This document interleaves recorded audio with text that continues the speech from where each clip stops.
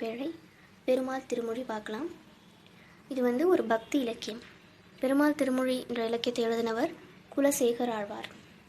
இந்த லெசன் பார்க்கறதுக்கு முன்னாடி நுழையும் முன், தமிழர் பண்டைய நாட்களிலிருந்தே அறிவியலை வாழ்வியலோடு இணைத்து காணும் இயல்புடையவர்களாக இருக்கிறார்கள்.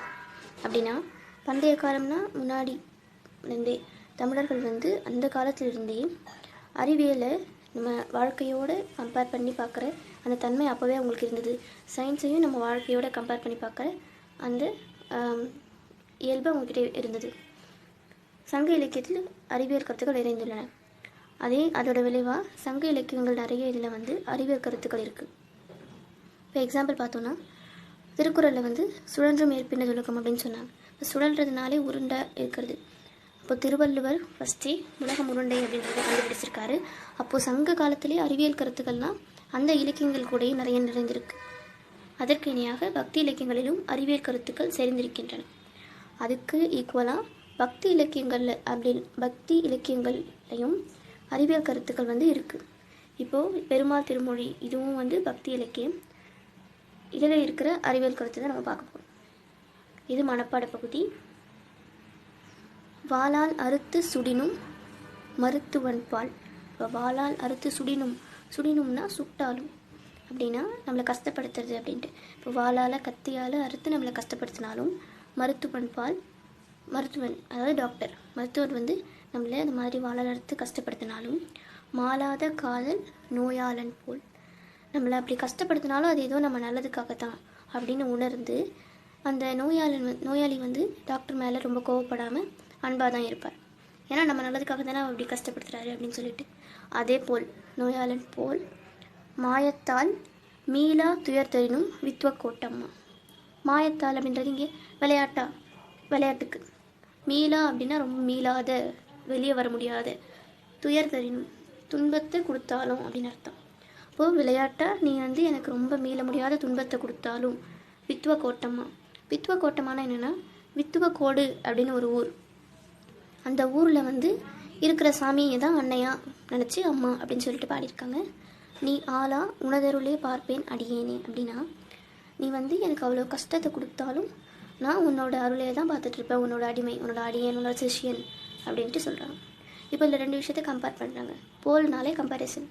ஃபஸ்ட்டு டாக்டர் வந்து நம்மளை கஷ்டப்படுத்தினாலும் நல்லதுக்குன்ட்டு அவங்க மேலே அன்பு செலுத்துகிற மாதிரியே இந்த சாமி, அதாவது வித்துவ கோட்டம்மா, மீள முடியாத துன்பத்தை கொடுத்தாலும் நான் உன்னோட அருளையை தான் பார்த்துட்டு இருப்பேன் அப்படின்னு குலசேகர ஆழ்வார் பாடியிருக்காரு. இந்த இமேஜில் வந்து அதை பார்க்கலாம். இங்கே டாக்டர் வந்து இந்த மாதிரி கஷ்டப்படுத்துகிறாங்களோ அன்பு செய்கிறோம், அதே மாதிரி நீ என்னை கஷ்டப்படுத்தினாலும் நான் உன்னோட அருளையை தான் எதிர்பார்த்துட்டு இருப்பேன் அப்படின்னு சொல்கிறாங்க. பாடல் பொருள்: மருத்துவர் உடலில் ஏற்பட்ட புண்ணை கத்தியால் அறுத்து சுட்டாலும் அது நன்மைக்கே என்று உணர்ந்து நோயாளி அவரை நேசிப்பார். வித்வ கோட்டில் எழுந்தருளி இருக்கும் அன்னையே, அதுபோன்று நீ உனது விளையாட்டால் நீங்காத துன்பத்தை எனக்கு தந்தாலும் உன்னோட அடியவனாகிய நான் உன் அருளையே எப்போதும் எதிர்பார்த்து வாழ்கிறேன். இப்போ இதிலே புரிஞ்சிருக்கும் சொல்லும் பொருளும். இதில் வந்து 3 சொல்லும் பொருளும் கொடுத்துருக்காங்க.